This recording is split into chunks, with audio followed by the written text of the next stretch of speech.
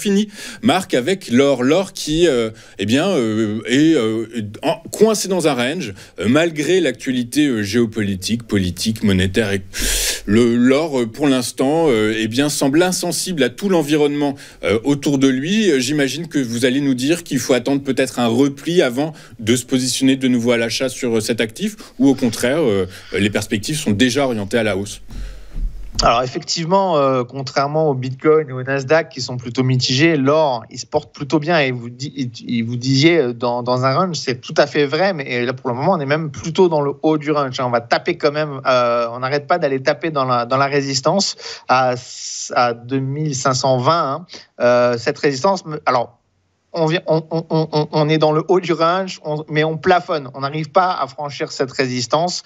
Bien évidemment, à mon avis, il va y avoir un effet. De toute façon, vous savez, les marchés boursiers, c'est des vases communicants. C'est-à-dire qu'à un moment donné, effectivement, il y a de l'incertitude sur le Bitcoin, là, il y a de l'incertitude sur les actions, et ça joue en faveur de l'or, parce que les liquidités qui vont pas aller sur les marchés actions vont être rebalancées sur l'or. Et à côté de ça, on a aussi les banques centrales qui continuent massivement à acheter de l'or, et les particuliers aussi qui sont inquiets de la situation géopolitique mondiale. Donc tout ça joue en faveur de l'or. Maintenant, on voit bien quand même qu'on n'est pas prêt à aller au-delà du plus haut historique.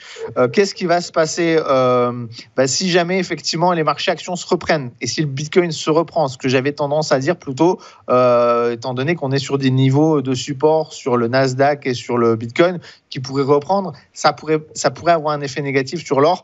Certains, alors je parle au niveau institutionnel aussi, certains investisseurs institutionnels pourraient rebalancer des liquidités en profitant de la reprise, surtout s'il y a une bonne nouvelle la semaine prochaine au niveau de la Fed. On pourrait voir un transfert de liquidités vers des actifs refuges comme l'or, vers des actifs risqués comme le Nasdaq ou le Bitcoin. Maintenant, c'est délicat à dire parce que on considère aussi que des baisses des taux jouent en faveur des actifs qui ne perçoivent pas d'intérêt comme l'or, qui pourraient aussi d'une certaine façon profiter de la baisse des taux. Donc quoi qu'il en soit, aujourd'hui, en tout cas, l'or, que certains considèrent comme valeur refuge, que moi j'aime bien considérer comme actif de la peur, parce que c'est bien ça aujourd'hui. L'or profite des incertitudes et de la peur des investisseurs. Il pourrait potentiellement, je pense, alors attention, et on peut très bien aussi casser les 2520 et partir vers les 2006, 2007, 2008, comme le prédisent depuis des mois et des mois certaines grandes banques. Maintenant, à mon sens, il faudrait quand même être vigilant, parce qu'une reprise des marchés actions pourrait jouer en défaveur de l'or, et on pourrait à ce moment-là, alors ça ne sera pas catastrophique, mais on pourrait peut-être revenir sur le bas du range autour de 2450, voire peut-être 2400, ce qui reste quand même une valeur qui permettrait sur l'année 2024 pour les investisseurs qui ont acheté de l'or de réaliser quand même malgré tout une grosse performance, une belle performance. Donc je ne suis pas non plus en train de dire que c'est catastrophique, mais est-ce que c'est le bon moment d'acheter ?